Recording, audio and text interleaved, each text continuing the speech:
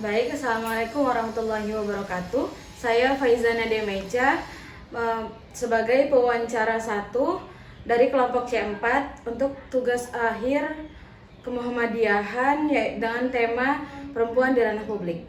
Sebelumnya, perkenalkan nama Mbak siapa? Perkenalkan, nama saya Fitriani.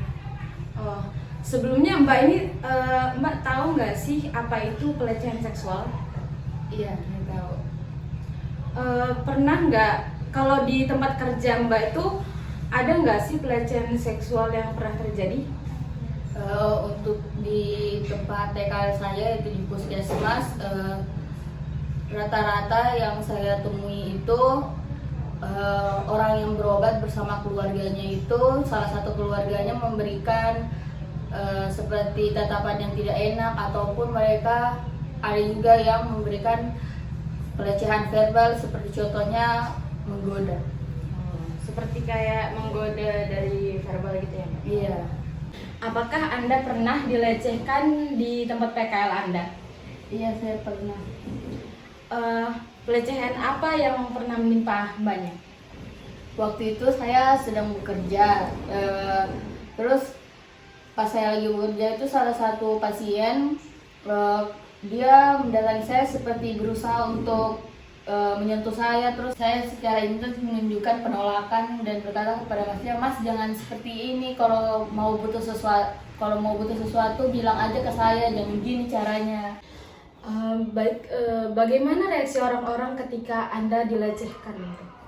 Mereka awalnya itu melihat semua ke arah kita karena aku secara intens mengeluarkan suara yang tinggi.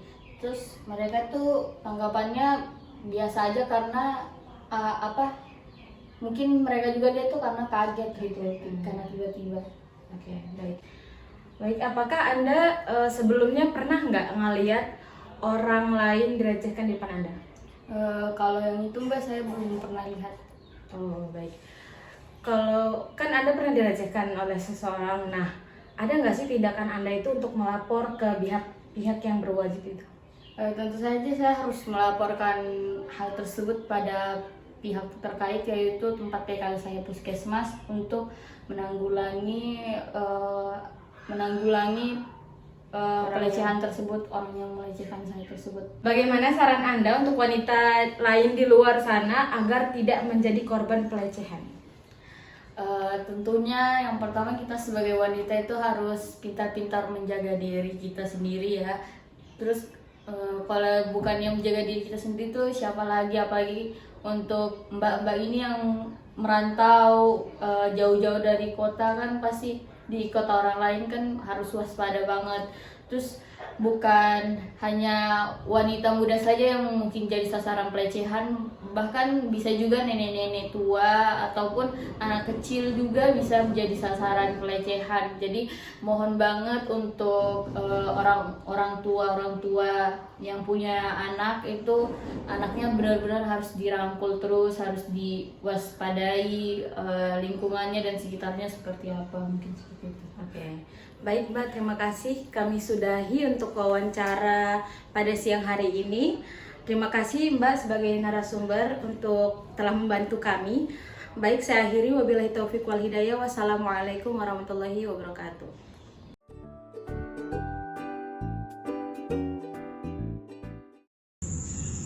Assalamualaikum warahmatullahi wabarakatuh. Saya Ju Cantika sebagai pewawancara kedua dari kelompok C4 untuk tugas proyek akhir kemuhammadiyahan dengan tema perempuan di ranah publik. Saya di sini bersama salah satu narasumber kami, Mbak yang pernah PKL atau magang di salah satu rumah sakit di Yogyakarta. Sebelumnya terima kasih Mbak atas kesempatan dan waktu yang diberikan untuk bersedia diwawancarai oleh kami. Iya Mbak. Jadi di sini pertanyaan yang akan kami tanyakan itu seputar pelecehan seksual yang terjadi di tempat PKL di rumah sakit. Jadi Mbak, di sini pertanyaan yang akan saya tanyakan itu tadi seputar pelecehan seksual. Nah, Mbak sendiri itu sebelumnya pernah mendengar apa itu pelecehan seksual? Sudah pernah Mbak. Mohon maaf sebelumnya, apakah Mbak sendiri pernah mengalami pelecehan seksual tersebut? Pernah. Pelecehan seksual seperti apa yang Mbak alami? Kalau yang pernah saya alami itu pelecehan dalam bentuk fisik ya Mbak, yang pernah saya alami. Itu seperti apa Mbak? Bisa diceritakan sedikit? Kalau pelecehannya itu terjadinya waktu saya itu mau berangkat ke tempat PKL. Kalau di tempat PKL-nya sendiri saya nggak pernah ngalamin. Jadi waktu itu karena saya nggak punya kendaraan, jadi setiap PKL tuh selalu pesan Gojek gitu. Nah, pernah dapat pengantar Gojeknya ini yang melakukan pelecehan ke saya. Ya dalam bentuk saya kan duduk di belakang itu, ya udahlah ya kita ladenin ngobrol, tiba-tiba tangan Gojeknya itu ke paha saya Mbak. Jadi kayak gitu yang pernah saya alamin. Udah saya tegur juga. Jadi tindakan yang pertama kali Mbak lakukan pada saat Mbak dilakukan pelecehan tersebut seperti apa Mbak? Nah itu yang kayak tadi, kalau saya mengalami itu saya punya dua tindakan. Tapi tindakan yang pertama itu saya tegur secara baik. Tapi kalau secara baik-baik dia tidak mau mendengarkan, tidak mau mengerti, saya bawa ke ranah hukum sih Mbak. Jadi Mbak punya kepikiran untuk melaporkan hal tersebut ke pihak yang berwajib? Iya pasti Mbak. Kalau untuk di tempat PKL sendiri, apakah Mbak pernah melihat atau menyaksikan sendiri kejadian pelecehan seksual yang terjadi? Pernah Mbak. Seperti apa Mbak? Kalau kita di rumah sakit itu sering yang saya lihat biasanya itu korban yang sakit itu yang mengalami pelecehan.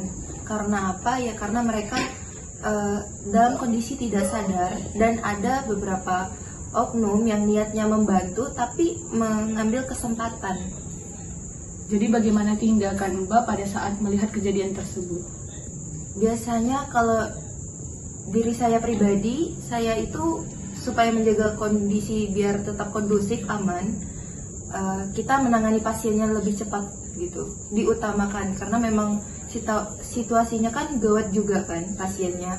Jadi tanpa kita harus menegur atau takutnya nanti bahkan bisa jadi berantem di tempat itu kan. Jadi kita biasanya langsung mengambil pasien yang sedang kecelakaan, biasanya langsung kita tindak lanjuti. Setelah itu biasanya kita bakalan memberitahukan pada satpam untuk menegur oknum yang membantu itu. Selain yang diceritakan tadi, kira-kira pelecehan seksual apa yang paling sering terjadi di tempat PKL seperti di rumah sakit? Pelecehan yang paling sering tuh hampir rata-rata pelecehan fisik sih Mbak. Berupa sentuhan ya Mbak? Iya. Kalau berupa untuk sentuhan. seperti catcalling itu pernah terjadi di rumah sakit apa tidak ya Mbak? Pernah sih Mbak biasanya. Tapi tidak sesering sentuhan fisik. Pada saat kejadian pelecehan seksual tersebut, apakah ada orang lain yang melihat kejadian tersebut atau tidak? Kalau waktu saya mengalami di kendaraan umum kemarin itu bukan kemarin, yang lalu-lalu itu nggak ada ya Mbak, karena kan situasinya juga lagi di jalan. Tapi kalau yang di rumah sakit itu biasanya kita atau satpam atau mungkin orang sekitar ada yang melihat. Jadi Mbak, ini mungkin pertanyaan terakhir saya untuk Mbak. Menurut Mbak sendiri, bagaimana tanggapan atau saran kepada mahasiswi-mahasiswi yang bakalan PKL di rumah sakit atau pekerja-pekerja yang berada di rumah sakit atau bahkan keluarga yang ingin menjenguk pasien yang berada di rumah sakit agar tidak menjadi salah satu korban pelecehan? Saran saya itu yang paling penting ya, ini buat semua, baik itu petugas rumah sakit, mahasiswa magang, atau tamu-tamu yang datang buat menjenguk pasien. Yang paling penting itu kalau ketika kita mau di rumah sakit ataupun di tempat manapun, etika sih.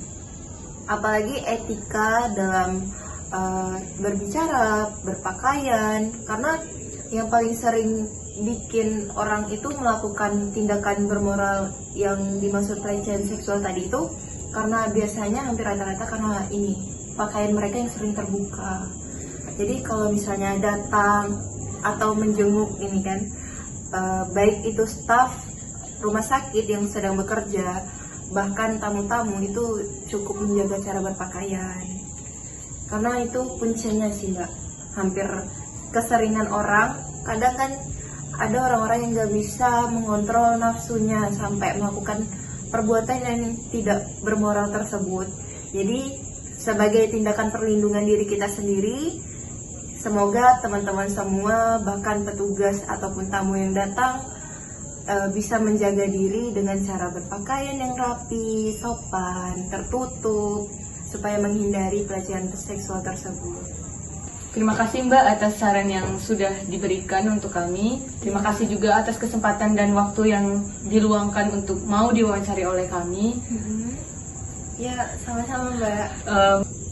Cukup sekian video wawancara dari kami. Semoga video ini bisa menjadi pembelajaran untuk semua yang menonton video kami. Kurang lebihnya saya mohon maaf. Saya akhiri dengan wassalamualaikum warahmatullahi wabarakatuh.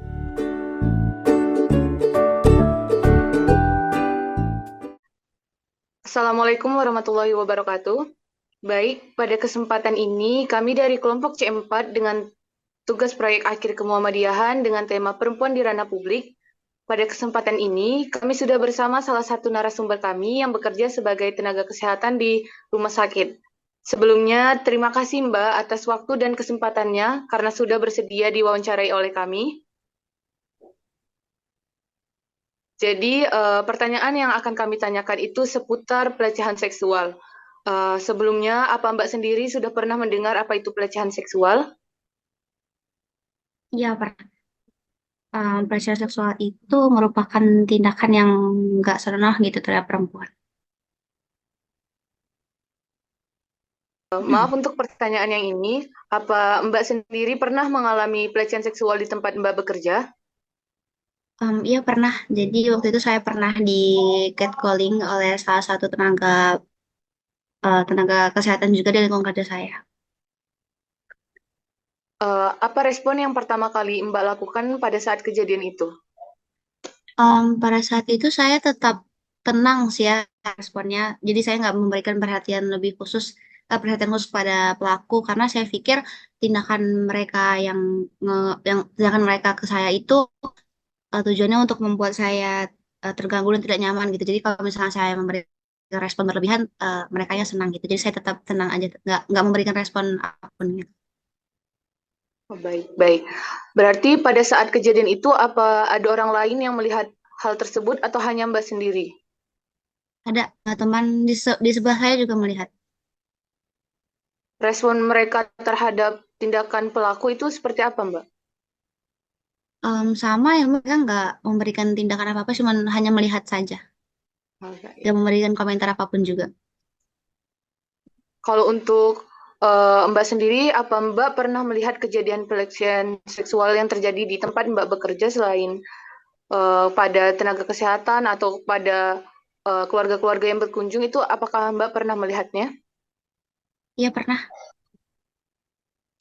Pelecehan seksual seperti apa Mbak yang dialami oleh orang lain yang Mbak lihat?